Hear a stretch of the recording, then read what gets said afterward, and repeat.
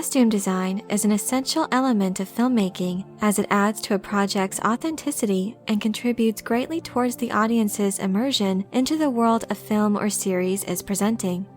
This seems like a particularly daunting task for certain science fiction and fantasy productions, and with Frank Herbert's universe of Dune, there is added complexity. The setting is in mankind's distant future where humans have advanced to populate other worlds, and yet society has regressed in many ways, as a feudalistic empire reigns over a populace who have banned all thinking machines and computer technology. With a unique blend of futuristic sci-fi and ancient historical elements, this setting certainly can be a challenge to depict accurately. Costume designers Jacqueline West and Bob Morgan accepted this challenge, and in this video I'd like to discuss their recent comments to Variety as they discussed their approach for Denis Villeneuve's adaptation of Dune.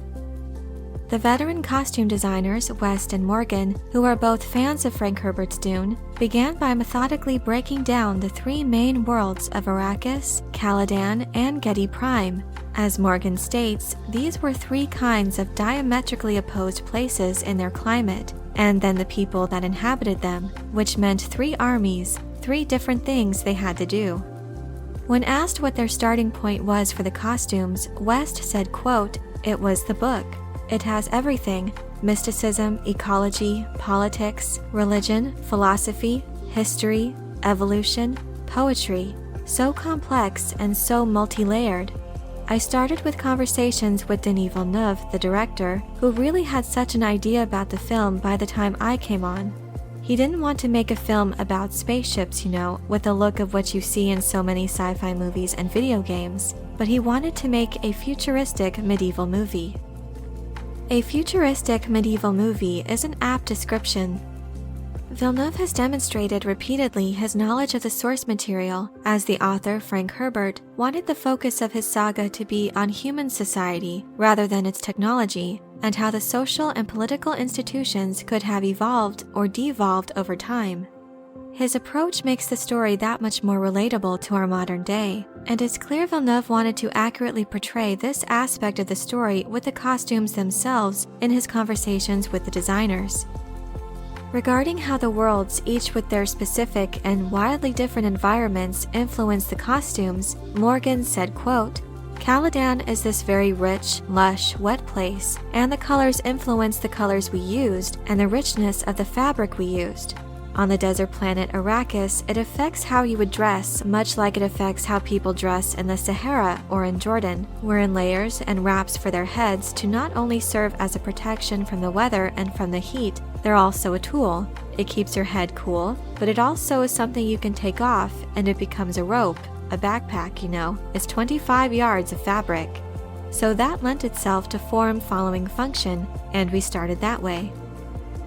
The change in the character's dress will no doubt serve to emphasize even further the drastic adjustment the members of House Atreides have to make as they adapt to their new environment. I appreciate their attention to detail when it comes to the practicality of the garments necessary on Arrakis. West elaborated further on the research she did in preparation in a separate interview with Variety, looking at such films as Dr. Zhivago, Lawrence of Arabia, and Fahrenheit 451, as well as referencing Greek and Roman mythology, a reference that is particularly accurate for the Atreides family line, which is descended from the ancient Greeks of Earth. West also stated, quote, "The color of Caladan was green, and I used the Romanovs as inspiration for their uniforms. The Harkonnens were Goths. They were very dark and evil. I used black leather for a lot of them. For the Bene Gesserits, I used black, very lush fabrics, beadings, veils, lots of cut velvet and silks." The grand scope of this film reveals the enormous undertaking of designing costumes for such a large cast. Morgan revealed that a wonderful army of artisans worldwide helped to create the specialty costumes that bordered on 1,000 individual creations. The Fremen Stillsuit is without a doubt the most important costume to get right in this adaptation, as its complex design is integral to the survival of the people of Arrakis. In the novel, the Stillsuit is described as a micro-sandwich, a high-efficiency filter and heat exchange system. The skin contact layer is porous, Perspiration passes through it, having cooled the body near normal evaporation process. The next 2 layers include heat exchange filaments and salt precipitators. Salt is reclaimed. Motions of the body, especially breathing and some osmotic action, provide the pumping force. Reclaimed water circulates to catch pockets, which is drawn from a tube in the clip at the neck. Jacqueline West said the Stillsuit was the first thing she worked on after doing general research. She also worked with concept artist Keith Christensen, who has worked on Black Panther and the Batman.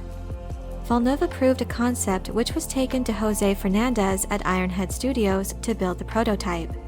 Each stillsuit had to be cut on a mold of the actors' bodies to stay true to the source material's description, as the movement of the body is what activates the stillsuit and its distilling capabilities. The design team made sure to put tubing, gauges, and regulators in the stillsuits to create that micro-sandwich. West said, quote, "When we shot in Jordan in the desert, it worked like Under Armour because of the way we ran all the tubing through all the layers of the micro-sandwich. It looks like the suit might actually be pumping water, but they also had to make sure the costume was flexible. Each suit took more than 2 weeks to fabricate in the Budapest workroom. It was really a group effort of a fabulous team." Frank Herbert said that only 15 milliliters of water escaped a day from a person wearing a stillsuit, so we had to make it believable that it would do that. The dedication to accuracy in regards to this particular aspect of the novel is admirable and much appreciated by fans who are hoping to see the images they imagined when they read the book come to life on screen. The color palette for each world is distinct, and for the world of Arrakis, it was important for the design team to know the specific colors found in the filming location of Jordan, and so West asked the head of locations, Peter Bardsley, to bring her back rocks and vials of sand from Jordan, which consisted of coral, rose, peach, and beige colors. One aspect that I enjoy from the new Fremen outfit is the incorporation of the flowing gauze, which makes the silhouette of the Fremen look just like I imagined when I read the book. West had previously done a gauze line when she worked as a fashion designer for Barney's, and remembered how you could still see people's bodies, their shapes, and their movement, and it occurred to her that gauze shifts like the sand does, so these were dyed in a variety of sand colors. The subtle variations in color from the location itself, incorporated into the costumes, further highlights how the Fremen have adapted to life on Arrakis. The attention to detail and dedication to accuracy was also helped by the fact that Denis Villeneuve was a strong collaborator in the development process. Morgan said that the director would frequently pop into the costume shop to see what was happening, saying, quote, "We were fortunate enough to be literally across the street in Budapest at the studio, and he could just walk over, he could see the fabric and see the texture." Costume design has proved to be an essential element for viewers to be fully immersed in the world of Frank Herbert's creation. Many feel the costumes for David Lynch's 1984 version of Dune was one of the film's best features.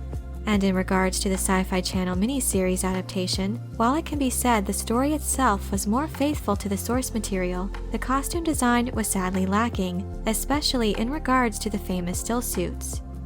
It's clear that a larger budget and an intimate knowledge of the source material is necessary in order to accurately depict the peoples and institutions of this strange and unique universe. And given what we know about this aspect of the project, it seems that the production team has done an excellent job in giving the necessary attention in order to faithfully adapt the look of Frank Herbert's unique characters. But I'm curious to know what you think about Dune's costume design and their development process. Is there a particular costume that you find especially interesting? How do you think the costumes compare to previous adaptations? Let me know your thoughts in the comments section below. I hope you enjoyed this video. Leave a like if you did, and be sure to subscribe for more Dune and other sci-fi and fantasy news and lore. Thank you all so much for your support, and as always, have a very nerdy day.